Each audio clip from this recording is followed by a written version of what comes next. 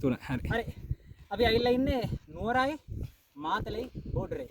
මේ අයියා ඉන්නේ ඒ බෝඩරේ සඳහන් වෙන තැන. මේ රැහන කෙටු පතන ඒ කියන්නේ නකල්ස් හරි මැදට වෙන්න තමයි අපි මේ ඉන්නේ. එතකොට මම මගේ දකුණු අත පැත්තට පොඩ්ඩක් කරකෙන්න.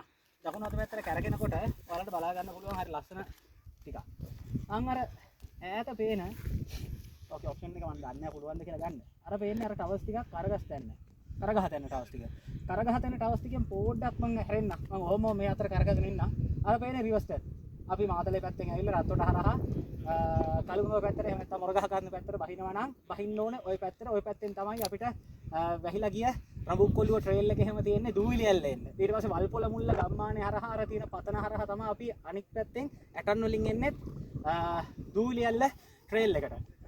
ඊට පස්සේ තව හැරෙනකොට අර කඳු යට දෙකක් වෙන්නේ හෙවණැල්ල වැටිච්ච කන්ද තියෙනවා. හෙවණැල්ල වැටිච්ච කන්ද තමයි නගරසල උසම තැන. ඒ කියන්නේ ගොම්බානිය. ගොම්බානිය පීක්කේ තමයි ඒ තියෙන්නේ. ඊට මෙහෙන් තියෙන්නේ යක්කුන්ගේ ගල. යක්කුන්ගේ ගලයි ගොම්බානියයි මැදින් තියෙනවා යක්කුන්ගේ හෙල කියන කෑල්ල. හරි එතන ඉඳන් ලස්සන වතුර පාරවල් සෙට් එකක් එනවා. මට ඇත්තටම නම මතක නැහැ. හරි. ඕකෙන් හැරෙනකොට මෙන්න තියෙනවා කටුකිතුලේ කන්ද. ඒත් එක්කම තුන්නිස්ගල. තුන්නිස්ගලෙන් එහා පැත්තට හැරෙනකොට අපි හැරෙන්නේ මීමුරේ පැත්තට. අර ගලේ නම ඇත්තටම මම දන්නේ නැහැ. මට මතක නැහැ. මට හිතෙන හැටියට නම් ওই පැත්තට වෙන්න තියෙන්න ඕනේ අනිවාර්යයෙන්ම අලුගල් වෙන පැත්ත, අලුගල් කන්ද පැත්ත. ඔය අලුගල් කන්ද වෙන්න ඕනේ. අලුගල් කන්දෙන් එහා පැත්ත අනිවාර්යයෙන්ම නකල්ස් 5 weeks.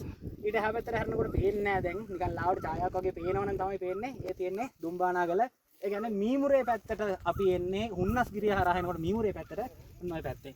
තව විස්තරේ තියෙන්නේ. අපි දැන් යන්නේ නාරංගමුවට බහින්න. යන්න ආව නම් වෙන ගමනක්. අපි ආවේ ගඟබොක්කට බහින්න. ගඟබොක්කේ තියෙනවා උස දියැලක්. උස දියැලි දෙකක්.